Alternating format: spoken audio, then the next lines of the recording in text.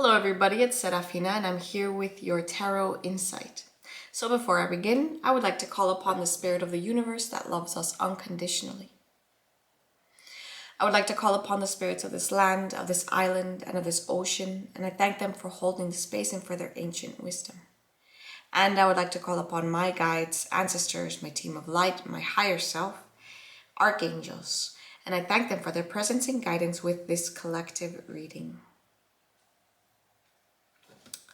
Okay, dear Spirit of the Universe, what loving guidance is there for the collective today?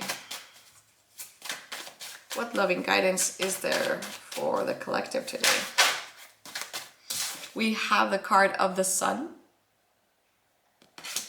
Interesting because yesterday's reading also started with the card of the Sun. What further guidance is there for the collective today? We have the Seven of Wands. This is a card of valor, of being able to stand up for what we know is true.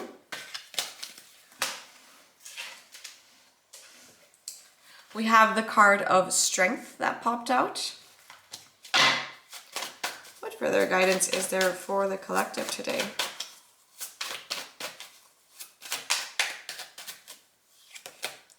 We have the King of Coins. And what further guidance is there for the collective today?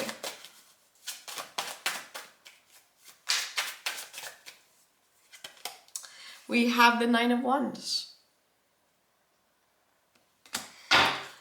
Okay, what do we want to use? Let's use Ganesha. Lord Ganesha, what loving message do you have for the collective today? What loving message do you have for the collective today? We have Cultivation. And we can see Ganesha playing the sitar with his companion, the mouse here. And it's very interesting to note that, you know, Ganesha has a mouse as a companion because elephants are known to be afraid of mice. And so it's kind of like Ganesha was able to conquer his fears in order to become, you know, to befriend this mouse, which is when you're leaving offerings to Ganesha, you leave offerings to the mouse and the mouse then takes it to Ganesha. So it's just an interesting thing of working over our fears that comes through with Ganesha. And I would like to read from this card of Cultivation. Before we continue, let's just switch things up a little bit. Listening to music can heal, encourage, and nurture your soul. Your spirituality is an essential part of who you are, and it forms the framework of your world. Music resonates with the human spirit. At the heart of humanity is a song of the soul. Music has the power to unite communities, cultures, and civilization. Listening to music can heal, hearten, and support your soul. So basically, it's speaking of the importance of frequencies and how listening to certain frequencies, certain music helps to nourish the soul, or it could even deplete it if you're listening to music that doesn't jive, that doesn't work well. So let's pick one from the Threads of Fate. What further guidance is there for the collective today? What further guidance is there? We have the Seeker. You have some teeth falling into the place. What further guidance is there for the collective today? Whoa. We had 3 cards fall and one of them fell looking up, so I'm going to grab that one. It's called the Holy Grail. It says, inner discovery, finding sacredness, you are what you seek. So let's get into the tarot. I can already see the prevalent theme of us being able to provide the security, provide the validation that we are subconsciously seeking outwards. Because the sun reminds us of our radiance. The sun comes to tell us, the sun is basically ruled by Leo, right?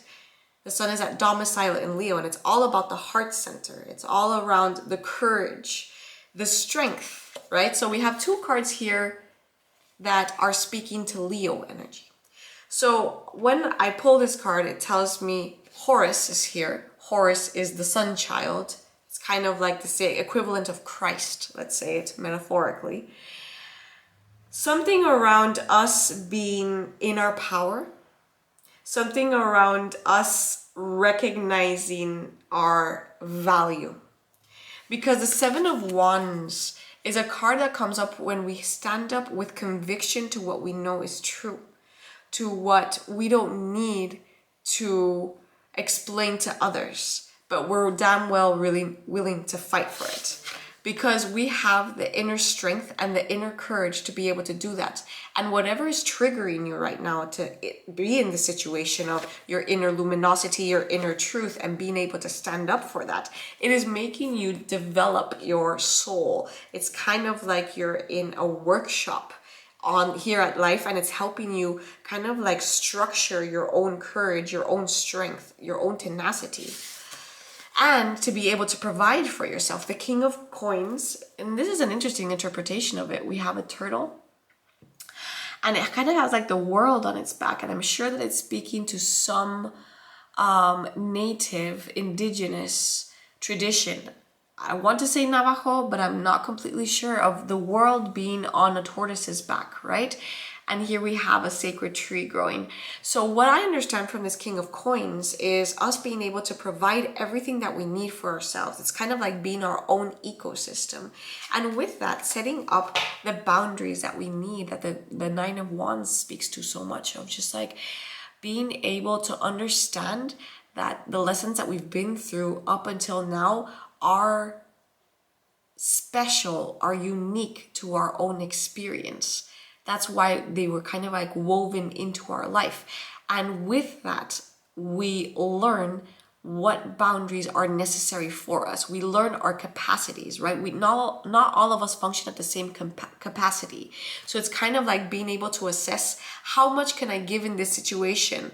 Where have I been maybe lacking before? Or where are my strengths right now? So the message for today is stand in your strength. Stand in your power, stand in your truth.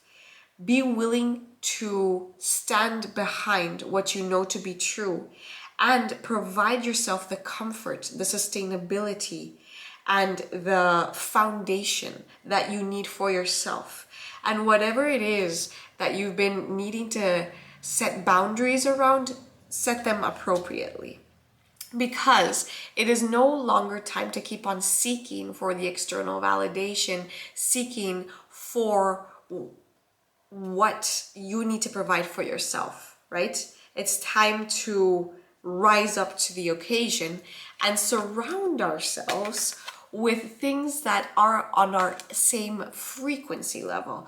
Obviously, this card spoke of music, but I'm also interpreting it as our friendships. So that's why I was maybe speaking of Ganesha's friendship to the mouse, right? The type of people that we surround ourselves with really influence how we're going to be feeling energetically.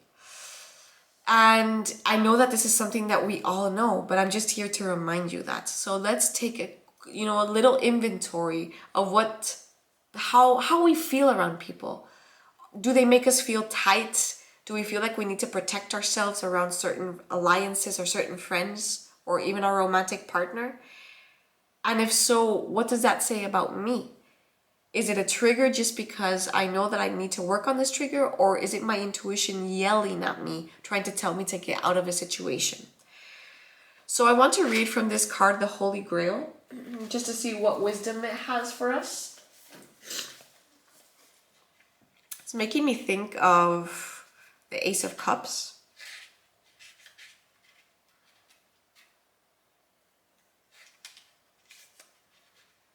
Holy Grail. There it is. The Holy Grail has been a mystery for thousands of years. Many believe it was the cup that Jesus drank from the Last Supper, or that was used to collect the blood of its crucifixion, while others believe that it was a person, possibly Mary Magdalene. It's also been described as a stone, a dish, a cauldron. The energy of this card is strongly related to the physical space, which is a chalice well in Glastonbury, southwest England. So, as a gateway, the Holy Grail is a cup of our heart, which we can allow to be filled by the source light so that we are overflowing with divine love. The energy that we call into the Holy Grail is a feminine energy of source. So it says, you have been on a great quest, seeking, searching, discovering. But the further you've gone, the more your heart has called you back. You may still be looking for treasure, but you are now discovering that all roads lead back to you. The great source of creation holds up a shiny mirror in front of you and you see your reflection. You are the answer. You are the divine. You are created. You are creating. The gateway of your divinity has opened and the vessel of your being is flowing with infinite light. You have been searching for God and God is within. So go within. This is the key to heaven. Your cup is overflowing. Your gifts are being unlocked. Let the world share your treasure. That's really potent. I didn't expect that card to be that deep. Everything you're seeking for is within. And I feel that that's what this reading is saying. Of us really coming into our full potential of what we are and realizing that everything we're seeking on the inside is actually already in us. And with that, we will be standing strong. We will be able to stand with valor for our truths and stop seeking for that outside of ourselves and providing the sustainability that we need with the appropriate boundaries, always checking in our energetic frequency with the things that we surround ourselves with, because we are infinitely blessed with the Holy Grail, which, as I said, is the gateway of our heart. So usually I pick one more card to finish off, but I really feel that this message is complete right now. So I hope that this was useful to you. If you are interested in booking a reading with me, just reach out and we can find some time for you. I only have a few slots this coming week, Monday and Tuesday, because on Wednesday I am taking a social media detox for 2 weeks, from 10 to 15 days. So if you're looking to book something with me, I really suggest that you do it soon. Other than that, I want to thank you all for supporting me so far. Thank you for liking. Thank you for commenting. Thank you for sharing these videos. It means a lot to me. So I will see you soon. Bye.